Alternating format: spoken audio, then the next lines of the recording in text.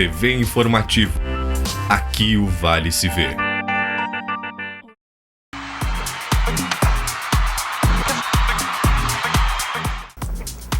Olá, Internacional goleia e o técnico do Cruzeiro cai. O Grêmio vence por 1-0 o Novo Hamburgo em casa e o lajadense não saiu do empate aqui no Estádio Alviazul com o Brasil de Pelotas. É agora no Papo de Boleiro.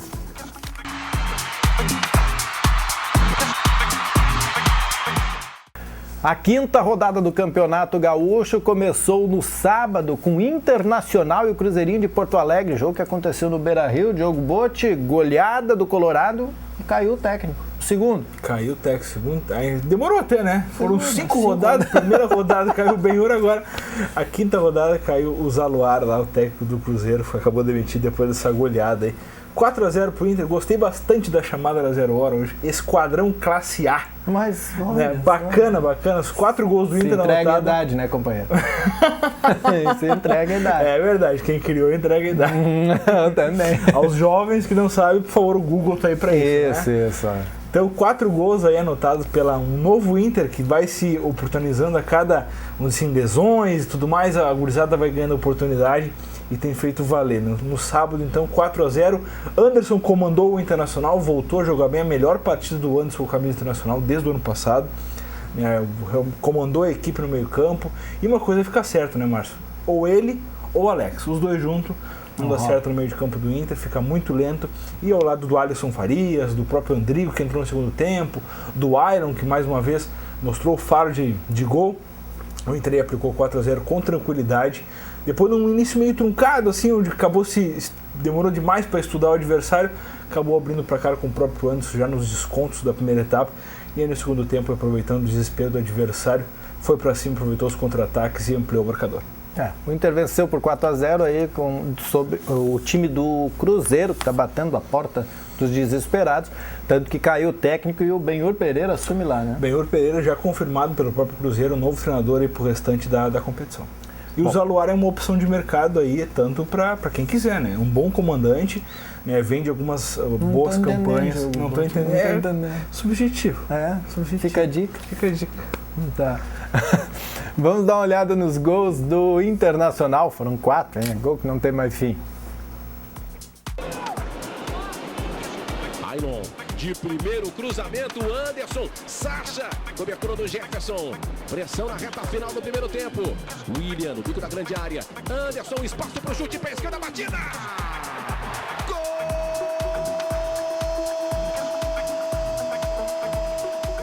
Tirando de primeira, Vladimir, rebote do Anderson, ele já fez um, ajeitou, avançou, bola pro William pela direita, cruzamento na grande área, Ailon! Gol! Grande área, prefere a tentativa do drible, ficou na cobertura do Rodrigo Dourado, roubada de bola pro Inter com o Anderson, puxa o contra-ataque, a velocidade, Alisson Farias, de frente, no mano a mano, Ailon está ao lado, Alisson Farias tentou, driblou, primeiro, segundo, bateu pro gol, golaço! Gol!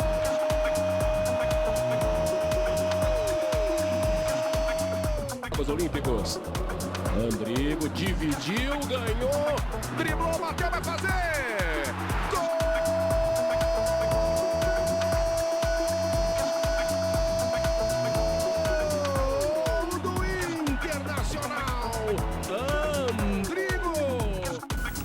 E um dos gols marcado pelo Andrigo, né, Diogo? Andrigo, estrela. Mais uma vez, o Andrigo é um cara que merece chance ainda, agora com a saída do D'Alessandro, criou-se uma questão de rodízio ali, o próprio meio de campo com o Marquinhos, o próprio Andrigo, o Alisson Farias, que apareceu muito bem, anotou um gol também, se emocionou, chorou, tudo mais. Então, o Andrigo é uma peça diferente. É um jogador de velocidade, mas que tem a cadência do jogo. Então, assim, o Inter hoje, em seu grupo do técnico Argel, não tem um jogador como o Andrigo. Ainda que as opções sejam diversas ali para a questão de meio campo, o próprio Alex, o próprio Anderson, jogadores mais experientes, mas o Andrigo é um jogador que pode dar um ritmo diferente, tanto isso que tem feito gols e sendo muito participativo quando tem entrado nas partidas, é uma peça boa aí ao longo do ano para o técnico Argel Fux. Muito bem. Indo na ordem cronológica, depois desse jogo do Internacional, outro jogo de relevância aconteceu no Estádio Olímpico, às 5 da tarde. Estádio Olímpico, tu tá revivendo o estádio. Nós tá falando do Esquadrão Classe A que foi pro passado, né? E foi pro Olímpico. Voltei, eu ainda estou na década de 80, né, do Esquadrão Classe A. Na Arena Alviazul, lá no digníssimo, aliás, lindo estádio do Grêmio.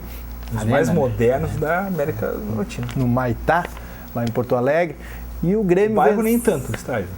O bairro é complicada a coisa. E o Grêmio venceu por 1-0 a equipe do Novo Hamburgo. Primeiro vamos olhar esse gol, depois a gente analisa o que foi este 1-0 do Tricolor.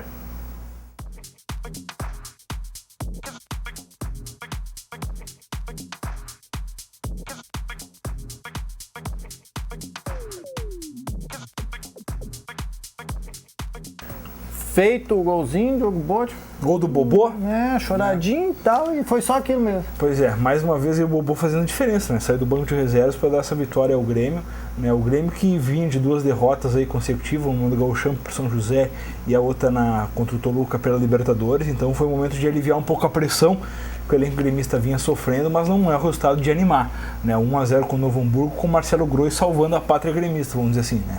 Então o Grêmio fez o dever de casa, ganhou 3 pontos daí na tabela de classificação do Gauchão, mas de longe anima aí, ou de repente cria um alento, uma boa atuação do elenco gremista, que mais uma vez deixou bastante a desejar. E realmente a gente não consegue entender o que houve, né? Porque os jogadores que fizeram diferença no ano passado estão aí, o grupo foi reforçado, será que estamos botando todas as fichas na estreia do equatoriano Bolanhos? Mas não dá para esquecer que o Bolanhos não segura atrás, né? Não joga sozinho também, né? Exatamente, então o Grêmio tem algumas peças ainda importantes a estrear, mas realmente não deixa bastante a desejar essa queda de rendimento do elenco gremista aí desde o início do ano até agora. É preocupante, mas a gente espera que isso seja apenas passageiro e que já não pegue o próximo jogo da Libertadores, que são determinantes aí para a classificação. Não é um momento para o Grêmio dar freada, né? Que seja uma freada em algum campeonato mais longo. É verdade, em fase agora classificatória. são 2 jogos em casa seguidos pela Libertadores, 2 jogos precisam ter vitória, porque senão fica bastante complicado ter que decidir com os argentinos e equatorianos lá fora, né? Se o Grêmio reclamou... Aliás, você percebeu, Diogo Butti, que todos os jogadores em entrevista Toluca reclamar da altitude, que a altitude estava isso a 800 metros, né? Quando chegar no Equador Quito, lá... né? Aí eles vão ter o balão de oxigênio que deu antes do ano passado, né? Realmente, a altitude é uma coisa que complica, mas nessa altura dá para ter uma bola maior, né? Era 2.600, né? Deixa de falar mal do Grêmio, era só 2.600, né? Então agora, realmente, lá... Não estou falando da distância de Porto Alegre. Tu pegar o time da LDU lá, lembrando que amanhã tem um jogo, esse segundo jogo complementa a primeira rodada desse grupo 6 aí, a LDU recebe em casa o São Lourenço. Jogaço. Lá sempre é sinistro. Bom, e continuando a nossa ordem cronológica do Gauchão, às 7 da noite, 7h30, pode acontecer. 7h30. Lajadense e Brasil de Pelotas. Lajadense começou ganhando e acabou cedendo um empate mais tarde. Parece que puxou o freio de mão no meio do jogo. É verdade, o Lajadense não consegue a sua primeira vitória jogando em casa. São 5 jogos, 3 derrotas, 1 empate e 1 vitória. Então são 4 pontos aí. O Lajadense tem aproveitamento de time rebaixado. Hoje só não estaria rebaixado em função de ter gente pior, né? O próprio Cruzeiro é um que é o lanterna hoje com 1 ponto, mas o Lajadense hoje segue na colocação com 4, mas o Passo Fundo, que é o 12º, tem 3. Então o Passo Fundo hoje teria caindo porque são 14 times. Então a gente precisa de alguma forma achar o seu melhor futebol, jogando em casa principalmente. Claro que o desafio era complicado contra o Brasil de Pelotas, mas agora quarta-feira tem outro desafio complicado contra o São José, vice-líder do Gauchão. Mas precisa fazer frente a essas equipes, senão o Lajadense vai amargar um rebaixamento que não é esperado pela direção e precisa reverter logo essa situação. Eu acho que a gente precisa rever a questão de como está lidando com o seu futebol, né? Os resultados não estão vindo, né? Passa pela comissão técnica, passa pelos jogadores. Eu acho que alguma mobilização precisa existir para o Lajadense poder fugir dessa situação que é bastante, já começa a ficar preocupante, ainda que seja início de campeonato.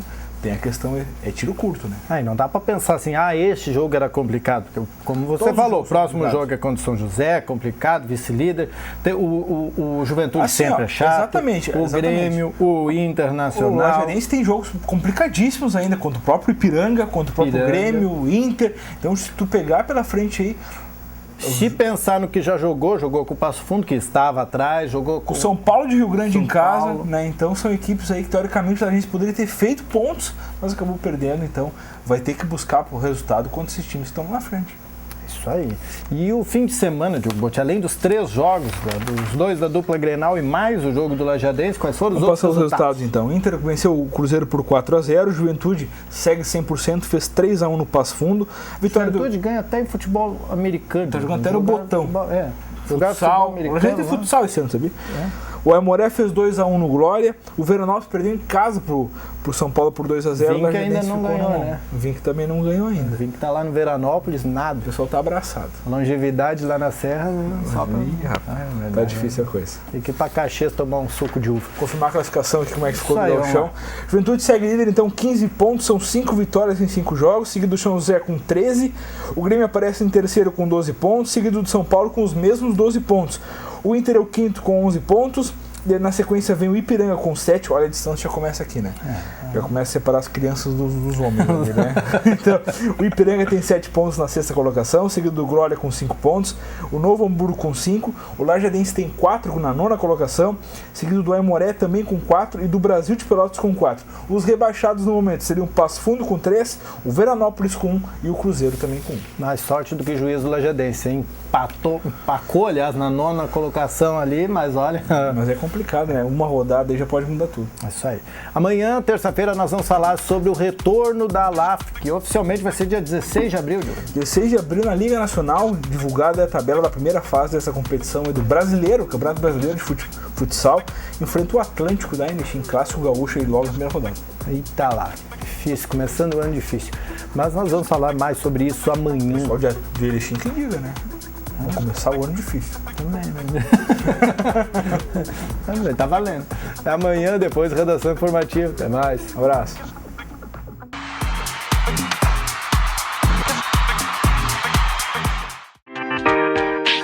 TV Informativo. Aqui o Vale se vê.